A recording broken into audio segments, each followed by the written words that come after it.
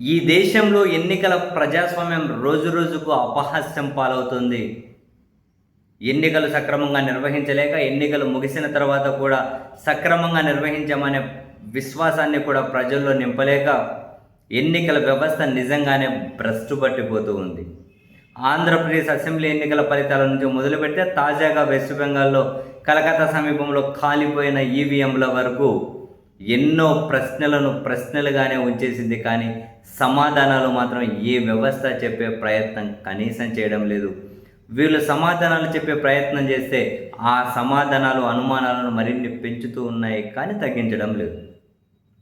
ఆంధ్రప్రదేశ్లో అర్ధరాత్రి 52 లక్షల మంది ఓట్లు ఎట్లేశారు, 3 సెకండ్లకు ఒకరెట్లు ఓటేశారు, అర్ధరాత్రి 2 గంటల వరకు ఓట్లు ఎక్కడేశారు అన్న ప్రశ్నలు ఇప్పటికీ ప్రశ్నలుగానే ఉన్నాయి. ఇంకా మధ్యలో చాలా రాష్ట్రాలు అండ్ తాజాగా వెస్ట్ బెంగాల్, అక్కడ మమతా బెనర్జీ నెత్తి నోరు కొట్టుకుండే ఆమె అరణ్య రోదనగానే మిగిలిపోయింది. ఆమె రోదన 90 లక్షలకు పైగా పశ్చిమ బెంగాల్లో ఓట్లు తొలగించారు. 30 లక్షల డిఫరెన్సెస్తో బీజేపీ అధికారంలోకి వచ్చారు.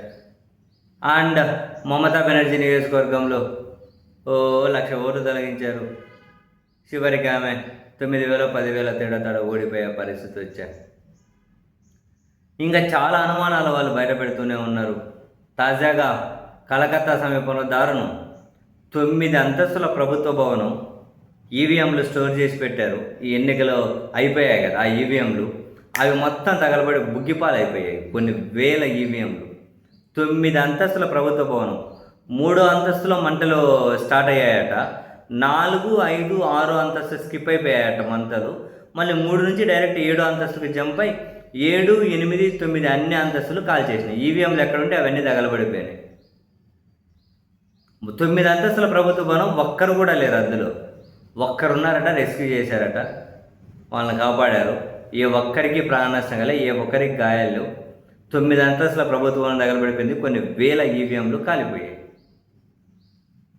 ఇప్పుడు ఇంకా సింపుల్ లేండి, ఎవరైనా కోర్టుకి వెళ్ళాలి, వీవీప్యాట్ స్లిప్పులు అనాలి, మళ్ళీ ఏదైనా మిస్టేక్ అనాలి, ఎలక్షన్ కమిషన్ ఏదో చెప్పాలి, మళ్ళీ సుప్రీంకోర్టు మేము వాళ్ళ విషయంలో వేలు పెట్టమని చెప్పి సుప్రీంకోర్టు చెప్పాలి, మళ్ళీ దేశంలో చర్చ జరగాలి.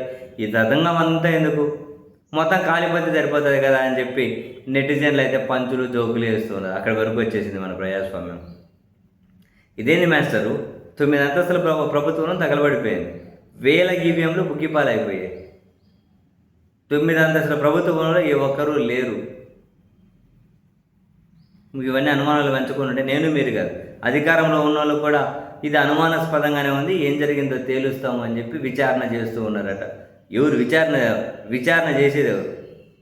ఏదో నిన్న జగన్ గారు అన్నట్లు ఒకరిని ఉద్దేశించి లాయర్లు వాళ్ళే, పోలీసులు వాళ్ళే, సిస్టమ్ వాళ్ళే, ఇంక విచారణ చేసేది ఎవరు, తేల్చేది.